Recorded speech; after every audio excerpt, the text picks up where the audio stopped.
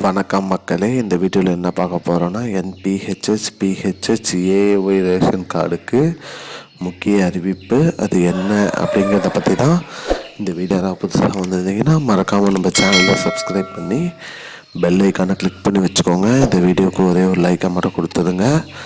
வாங்க வீடியோக்குள்ளே போகலாம். பொதுவாக பார்த்திங்கன்னா ரேஷன் கடைக்கும் மற்றும் ரேஷன் கார்டு குறித்து நிறைய முக்கிய அறிவிப்புகள் வந்துட்டுருக்கு.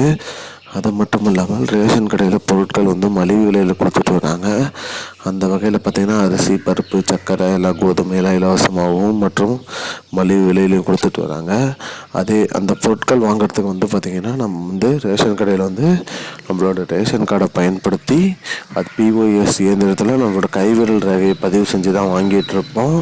இதுதான் நடைமுறையில் எல்லாருமே வாங்கிட்டுருக்காங்க. ஆனால் அந்த ரேஷன் கார்டு பிஓஎஸ் இயந்திரத்தில் அனைவருமே கைவிரல் ரகை வைத்து பூர்த்தி செய்யணும்னு சொல்லியிருக்காங்க.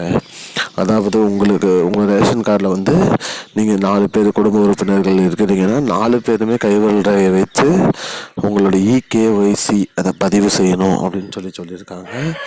அப்படி யாராவது நீங்கள் கைவிரல் ரகை வச்சு பூர்த்தி செய்யலை அப்படின்னா உங்களுக்கு ரேஷன் பொருள் கிடையாது அப்படின்னு சொல்லியிருக்காங்க. அது மட்டும் இல்லாமல் அனைத்து குடும்ப உறுப்பினர்களுமே, குடும்ப தலைவர்லேருந்து மட்டும் வச்சா பத்தாது, குடும்பத்தில் இருக்கிற அனைத்து உறுப்பினர்களுமே சேர்ந்து ரேஷன் கார்டில் உங்களோட கைவிரல் ரேகையை பதிவு செஞ்சு நீங்கள் பொருட்கள் வாங்கணும் அப்படின்னு சொல்லியிருக்காங்க மக்களே. இதுதான் மக்களே இப்போதைக்கு வந்த முக்கியமான பயனுள்ள தகவல். இது போன்ற பயனுள்ள தகவலை தெரிஞ்சுக்கொள்ள நம்முடைய சேனலை மறக்காமல் சப்ஸ்கிரைப் பண்ணி வச்சுக்கோங்க. இந்த வீடியோவை உங்கள் ஃப்ரெண்ட்ஸ் அனைவருக்கும் ஷேர் பண்ணுங்கள்.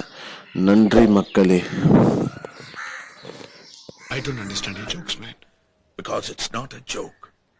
முன்ன பின்ன தெரியாத ஒரு பையனுக்காக விடுற அந்த மனசு இருக்க, அதான் கடவுள்.